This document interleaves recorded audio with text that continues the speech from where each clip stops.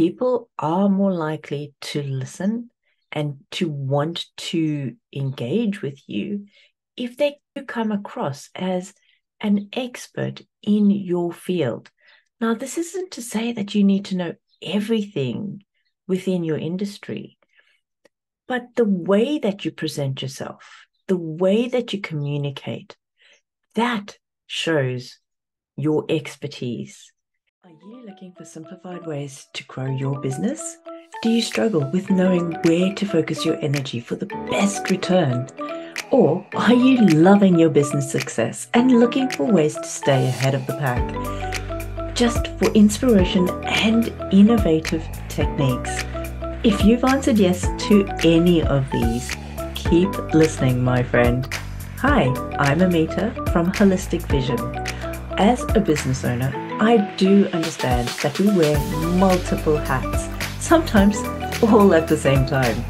Occasionally, this leads to feelings of overwhelm and stress, of being reactive instead of proactive.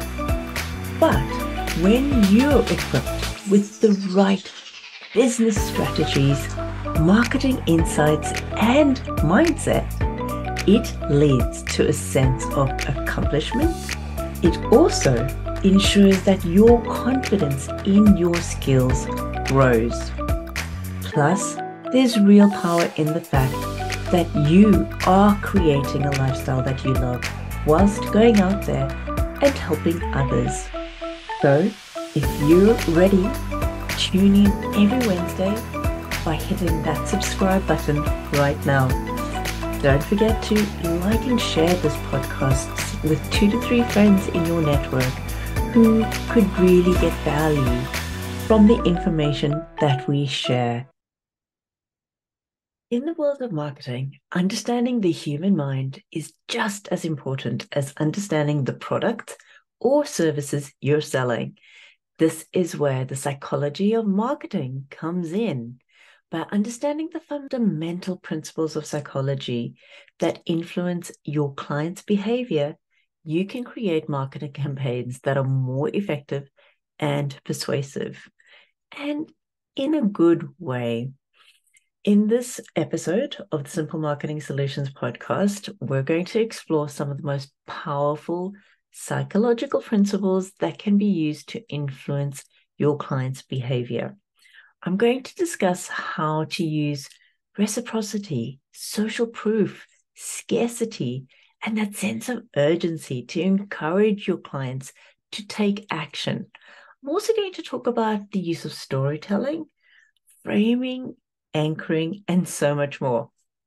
So, this episode is for you, whether you have a bricks and mortar business or you're virtual, whether you sell products or services. This is going to help you to create marketing campaigns that resonate with your audience. So let's get into the fundamental principles of psychology as the first thing I want to discuss. Once we've got that, I'm going to also start going through some of the examples so that you can see how that plays out for you. The first principle is reciprocity. Reciprocity is when people are more likely to do things for others if they feel like they've received something in return. So in marketing, this could mean something like you could offer your clients something really valuable on their first visit in order to encourage them to do business with you. For example, here's one. If you were a dental practice, you could offer a free teeth cleaning to new patients who were referred to you by a friend. This is going to be really appealing to clients to share that with friends, family, and by offering that free service, you're going to create a sense of obligation with potential patients. It gives them an opportunity to really get to know you and for you to get to know them, and they're more likely to book in their 6 monthly appointments with you as a result. Number 2 is social proof. Now think about this. People are more likely to do something if they see that other people are doing it and are getting results. Testimonials, case studies on your website, all of these are going to be great to showcase that social proof. One way, if you were in, say, a chiropractic clinic, you could link in your Google reviews and feed that onto your website. So that's showcasing to new patients that are about to book an appointment, and they get to read what other people are experiencing and are more likely to click that book now button. Liking is number 3. Yep. People are more likely to do business with people if they like them. I mean, you know how important relationships are. And it's that first moment when somebody sees your photo, hears your voice, sees a video of you, that they're going to connect in that way. So it's really important that you start building that relationship and connecting and making sure that you're connecting with people that you want in your business. It is important. I'm going to stop and just take a moment here because it's something that I see very often with businesses in the health industry and pretty much any, actually. We have this tendency to want to be liked by everybody. But you know what? It's never going to happen. And the important thing that you need to realize is that your target audience, that audience that you want to be working with, those are the people that need to like you. So make sure that you start building strong relationships with them and making sure that they feel valued by you.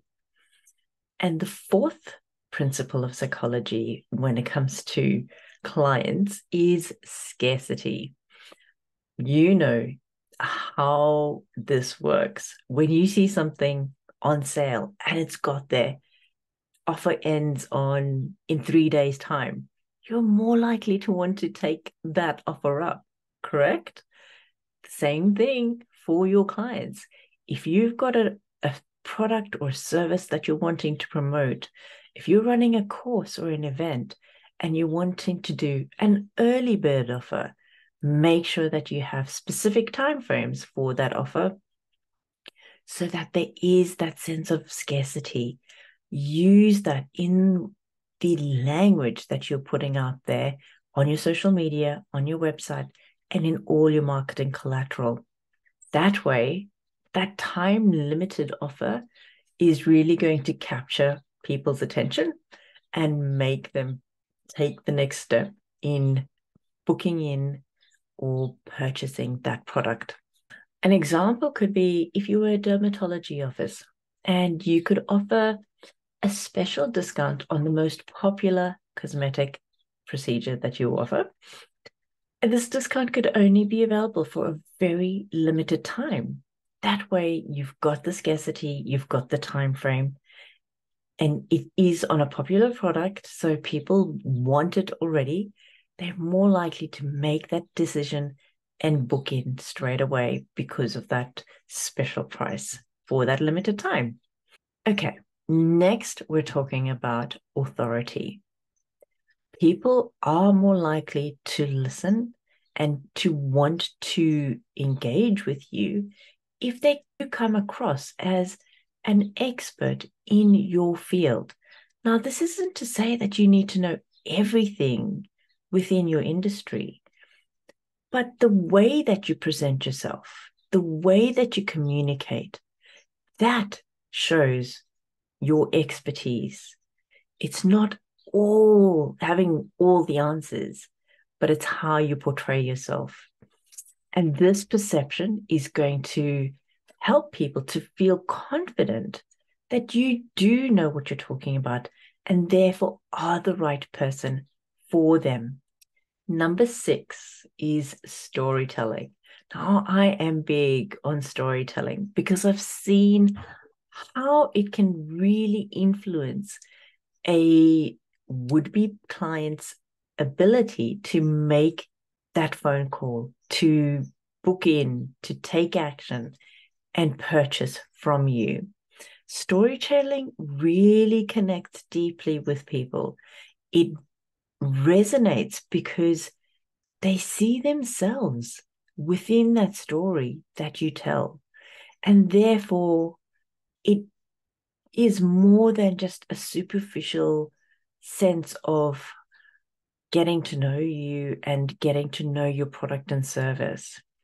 Even if you're selling a product, whether it be, say, for example, you sell pet products and you've got an Instagram post about this new range of pet dog collars that you've got. It's not just about showcasing the dog collar. It's about telling a story behind that, sharing a journey where that audience can relate to, and they can see their pet wearing that because they've heard that story. That's going to have them purchasing their product. And number 7 is framing. So the way that you frame up your information can really influence how people react to it. In marketing, this really means that we're talking about the use of positive framing to highlight the benefits of your product. And it's again something that we don't see people doing enough of. But when you start putting a positive frame around your product or your services, this really does help to connect with a deeper message to your target audience. And number 8 is anchoring.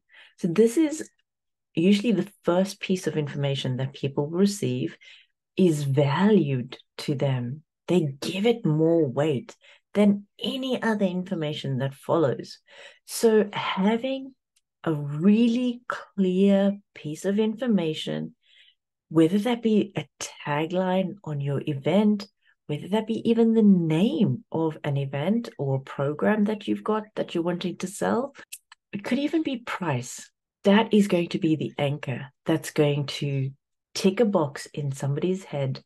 And from a psychology perspective, you're answering something that they have asked themselves. And by doing that, everything else that comes after that will just make sense. And they'll be ticking those mental boxes in their head as they go through your content. The last, number 9, is loss aversion. And what do I mean by this? This is when people are more motivated by the fear of loss than the prospect of gain. Crazy, but it's true. In marketing, it means that you should use negative framing to highlight the risks if somebody doesn't take action now.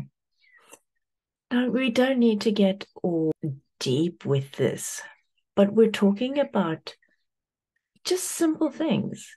You know, the risk of having to wait another 6 months before this program comes out, the risk of not getting on top of their health because this detox program is going to close soon, the risk of losing out on this great deal for their dog collars for Christmas because you've only got 10 left. That type of framing can really, again, help with converting people into paying clients.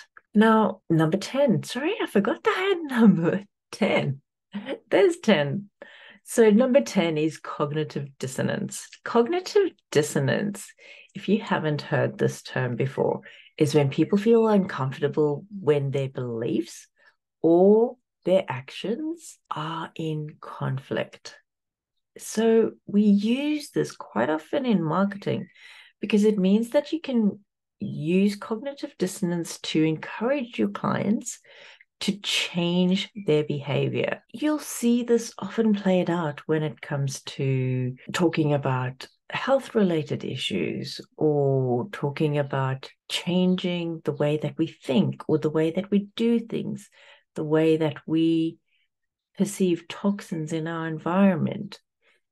When we start pushing those buttons, that's when you can get people to really stop and think and take action as a result.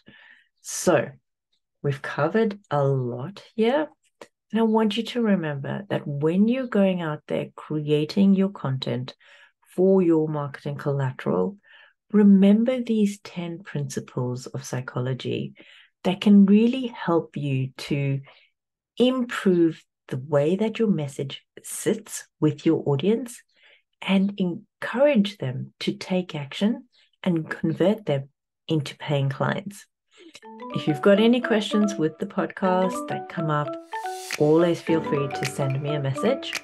And I look forward to speaking with you next week. And remember, this podcast is there for you and your colleagues. So share it with 2 to 3 friends, because by you sharing allows me to reach more people and help them in their business journey. If you love this review, give it some love, please, with a review and with 5 stars. I would love for you to be able to do that for me. Until next week, my friends, happy marketing.